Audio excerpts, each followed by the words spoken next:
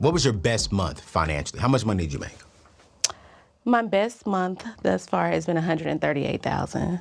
$138,000 you made. Okay, so I'm asking the question one more time. Okay. 138 for the year or 138 during 30 days? During a 30-day window. During a 30-day window? Yes. Are you serious? I'm serious. God is good. God is good. All the time, man. Yes, all the time. God is amazing. All right, let's go back over here. All right, Okay. so you made your best month was $138,000. I'm Right. curious to ask this question. Okay. What's been your worst month in the last year? 32,000. That was when you. Your makeup artist looking at you like, dang, that's her worst month. 32,000 probably worse.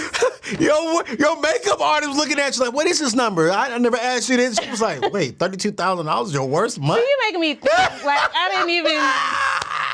didn't even think about it. Yo, so let's talk about it. You're building a personal brand. Yeah. And how do you feel as a young millennial black woman making, okay, worst month, 32,000, best month, 100-something thousand, means you're averaging anywhere between $75,000 to $100,000 a month. How do you feel as a black woman in today's day and time making that kind of money? I feel like I'm my ancestors' wildest dreams. I sincerely feel like all the stories my mom has told me, my grandmother has told me, just about how they had to put their dreams to bed because of racism or sexism or classism. I feel like everything that I do is it's like paying homage to them. So I just feel blessed. Like, I feel like they struggled and they sacrificed, and I just feel like I'm the product of that sacrifice. And I love that because, one of my missions this year has been my brand is big on helping people get out of debt. Right? And building wealth. And for years, I spent a lot of time teaching people solely just how to get out of debt. Using my mentors, 7 Baby Steps, Dave Ramsey, right? And as I've been doing, I'm like, man, what I hear from people who look like you and I is like, hey, I hear you, but I need more income. Right. So I can attack that. Yeah, for sure. So how can I do that? So I started coming up with different ways. And I was like, man, now I'm teaching people how to build a personal brand, how they can make an extra $1,000 to $5,000 a month that can eventually turn into 6 figures, 7 figures. Right. And you're doing that on YouTube.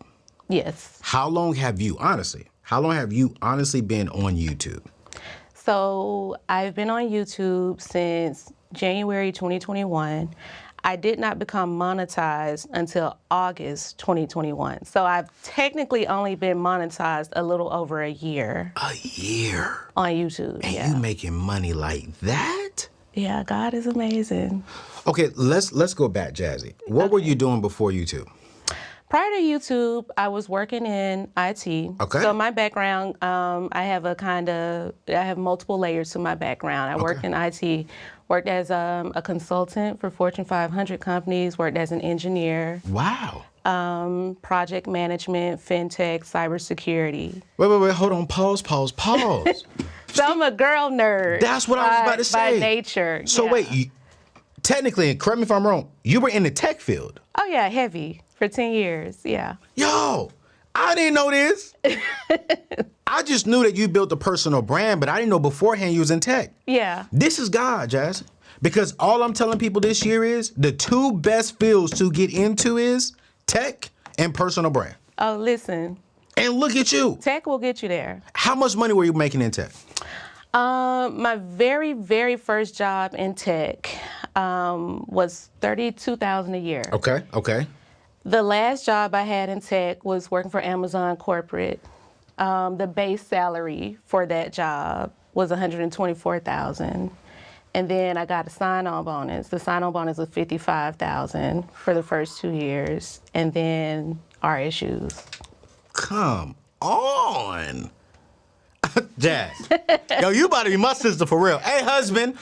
Brother, she is happily married with children. Bruh, y'all about to be fam for real. I did not know this. So you were in tech, making good money in tech. Yeah. You was making 6 figures in tech. Right. Where did the shift come from to where you was like, you know what, I love tech. I appreciate what tech has brought into my life. Right. You know, pause. What was your husband doing before joining you in the business thing? Like, was he in tech as well? Yeah. So y'all a tech family? Yeah, my husband's a software engineer. Oh, he was making bang. Yeah. That's why you liked him, huh? No, when we first met, he was only making maybe $44,000. But you saw where he can go. Yeah, I saw his potential. You saw mine. So it was like, I'm a girl. I know where you going. You see where I'm going. Let's make this happen. It worked out. Oh my goodness. Okay, so what made you wake up and be like, you know what? I love tech. I love what it's done for our family. Mm-hmm. But I want to go the personal brand YouTube route. Well, I think when you are working in tech, especially as like an engineer, you're already this unicorn. Okay. And sometimes that's good because then you get exposed to a lot of different opportunities being this black female engineer and stuff like that. But sometimes you're a unicorn and you get exposure and you have all these eyes on you. Okay. So when I released that first YouTube video, I was pregnant. Okay. I had a whole lot of people wanting help with their credit, wanting to know how to improve their credit, how to buy a home.